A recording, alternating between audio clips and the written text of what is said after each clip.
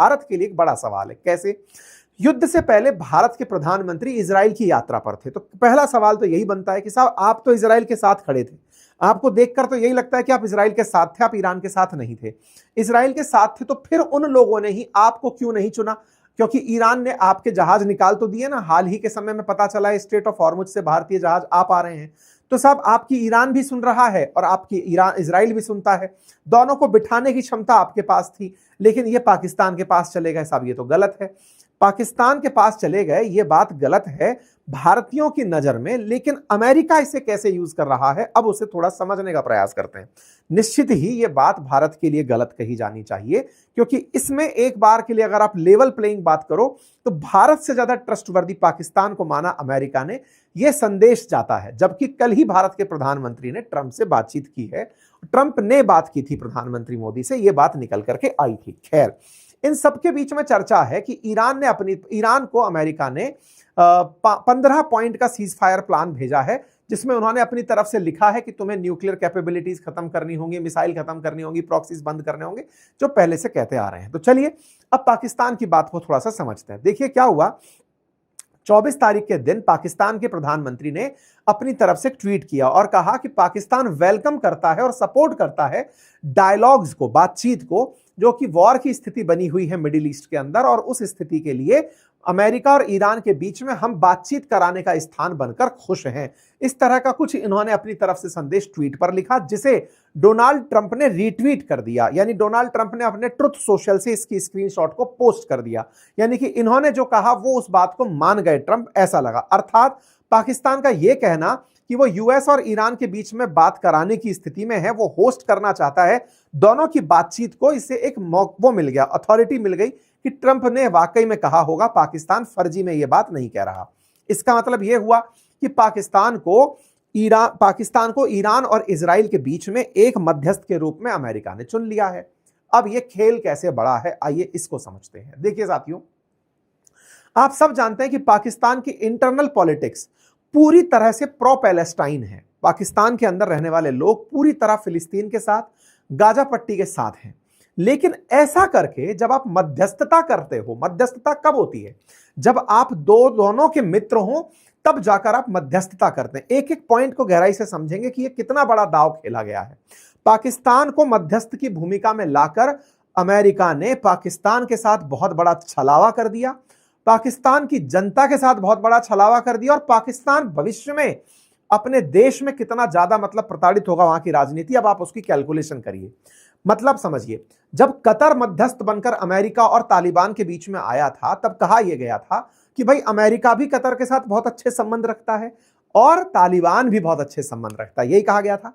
अब मुझे एक बात बताइए कि अगर पाकिस्तान कह रहा है कि मैं ईरान और इजराइल की लड़ाई रुकवा रहा हूं, तो इजराइल को मान्यता देता है कि नहीं पाकिस्तान?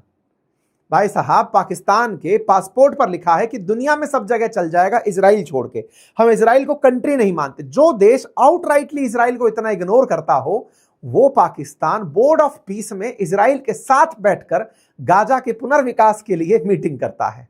मतलब पाकिस्तानियों के साथ जो छलावा हुआ, उसके चंद मुट्ठी भर रिश्वतखोर राजनेताओं को अमेरिका ने जो पपेट बनाया, उससे पाकिस्तानियों का पूरा आत्मसम्मान, हालांकि वो पहले ही लुटा पड़ा था, लेकिन उसका सौदा कर डाला। समझिए, पाकिस्तानियों से उनका वो गुरूर छीन लिया कि हम फिलिस्तीनियों के साथ खड़े हैं, ये इजराइल के साथ खड़ा कर दिया गया। असल में लड़ाई किसकी थी? ईरान और इजराइल की पूरी दुनिया जानती है। अमेरिका तो इजरायलियों द्वारा खींच कर लाया गया था। मध्यस्थता कराने के लिए ईरान और इजराइल के बीच में कौन आ रहा है? पाकिस्तान आ रहा है। इसका मतलब क्या है कि आओ बेटा, तुम पाकिस्तानियों इजराइल को मान्यता दो। ये ट्रंप की बहुत पहली साजिश थी। वो अब्राहम अकॉर्ड के अंदर धीरे धीरे पश्चिम एशिया में से सऊदी वऊदी सबको लेकर जाएंगे, फाइनली पाकिस्तान को भी लेकर जाएंगे कि इजराइल को मान्यता दो। नंबर एक बात, इससे क्या हुआ? पाकिस्तान का खरा नुकसान। अब अमेरिका की कहानी समझो। देखो, इस पूरी कहानी में ईरान ने अगर किसी देश पर हमला नहीं किया तो वो कौन सा देश था? वो देश था पाकिस्तान। ईरान ने सब देशों के ऊपर गोले फेंके, लेकिन जिस पर नहीं फेंका वो पाकिस्तान था। इससे क्या हुआ? दुनिया में एक मैसेज गया कि पाकिस्तान के पास न्यूक्लियर वेपन है, इसलिए ईरान ने उस पर हमला नहीं किया। और इसी कारण इजराइल ने आज तक पाकिस्तान पर हमला नहीं किया। इससे पाकिस्तान की अपने ही मुल्कों में ओआईसी कंट्रीज में सबसे ऊपर इज्जत बनकर आई कि ओ मेरे पास तो न्यूक्लियर बम है। बिल्कुल किम जोंग उन वाली फीलिंग जो नॉर्थ कोरिया फील लेता है कि मेरे ऊपर न्यूक्लियर बम है इसलिए अमेरिका आज तक मुझ पर गोला नहीं चलाया, ये कल पाकिस्तानियों को दिला दी गई कि समझो तुम्हारे पास न्यूक्लियर बम है। अच्छा, इसको खुश मना करके एक बार के लिए रख लेते हैं, लेकिन खेला क्या हो रहा था वो समझिएगा। पहला खेला तो हुआ इजराइल को मान्यता दिलाने वाला, पाकिस्तान के इंटरनल पॉलिटिक्स में इन दोनों का पत्ता कटवाने वाला। दूसरा खेला क्या हुआ, आपको याद होगा कि जब कतर पर इजराइल ने गोला फेंका था, याद है ना, हमास के आतंकियों को मारने के लिए इजराइल ने कतर के अंदर गोला चला दिया था, जिस पर कतर नाराज हुआ था, अपने साथ में इन सारे मिडिल ईस्ट के कंट्रीज को और जीसीसी कंट्रीज को लेकर अमेरिका के पास गया था, फिर नेतन्याहू सॉरी बोला था कतर से, याद आ गया। अच्छा, उसमें पाकिस्तान भी गया था। अब पकड़ना इस बात को, उस समय पर इन्होंने एक चीज सुधार के रूप में देखी और वो क्या थी कि सऊदी अरब इस बात से डर गया था कि यार कल को इजराइल हम पर गोला चला दिया तो क्या करेंगे।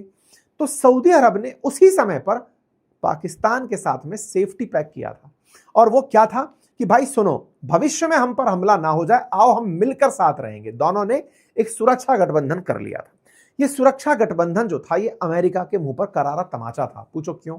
क्योंकि अब तक सऊदी हमेशा अमेरिका से सुरक्षा मांगता था कि सर हम पर कोई हमला ना कर दे, आप हमें गारंटी दो, लेकिन इस बार इन्होंने पाकिस्तान के साथ गारंटीड समझौता कर लिया।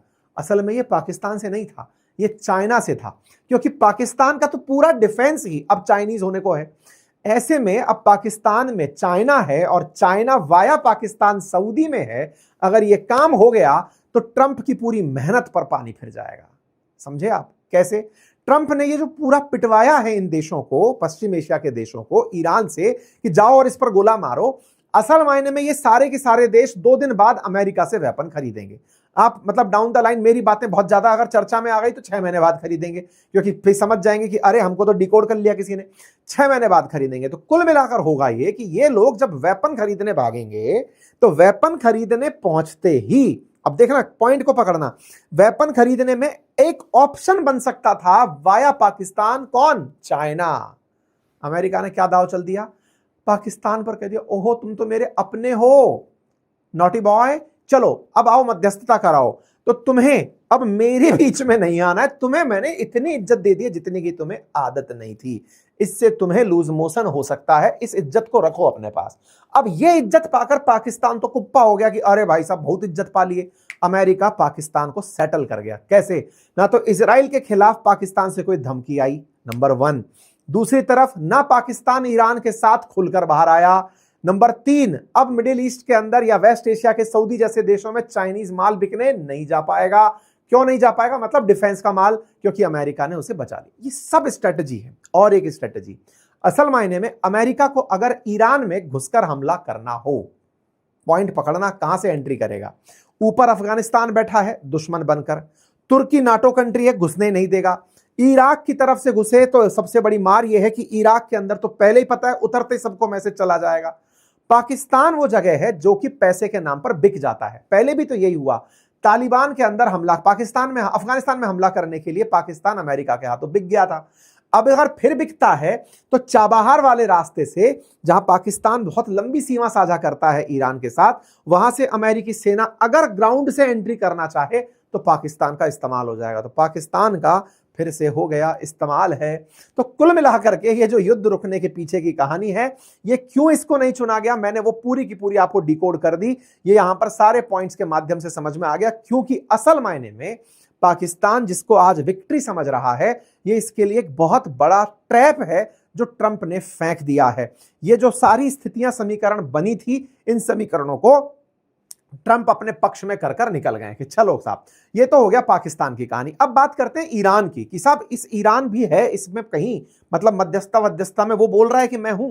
तो देखो तेहरान ने साफ मना कर दिया कि मैं कहीं पीस टॉक में नहीं हूं, मेरा कहीं नाम नहीं है पीस टॉक में। उसने कहा कि ईरान कह रहा है अमेरिका खुद से खुद की बातचीत कर रहा है, उनकी अपने लेवल की बातचीत है। ईरान ने तो साफ कहा है कि सुनो भाई, जिस तरह का कन्फ्लिक्ट है ना, तुम अपने आप से बात करो, हमसे बात करने मत आओ। यानी कि defeat is not a deal, तुम हार गए हो, इस डील का नाम मत दो।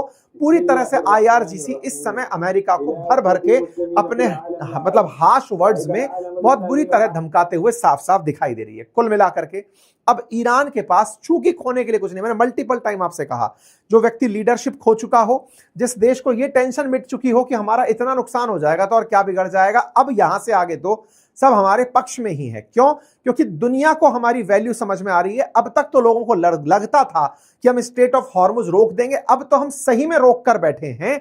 तो ऐसे में अब ईरान के पास नेगोशिएटिंग पावर बढ़ती जा रही है और ईरान इसी का फायदा उठाते हुए ट्रंप पर भरोसा ना करने की बात कह रहा है और साफ कह रहा है कि ट्रंप के द्वारा कई प्रकार की चालें चली जा रही हैं। इनमें से इन GCC कंट्रीज से हम पर हमला करवाने की चालें भी शामिल हैं, लेकिन हम पूरी तरह सतर्क हैं और यह मानते हुए चल रहे हैं कि अमेरिका इस पीस के बहाने फिर से हमारे साथ धोखा करेगा।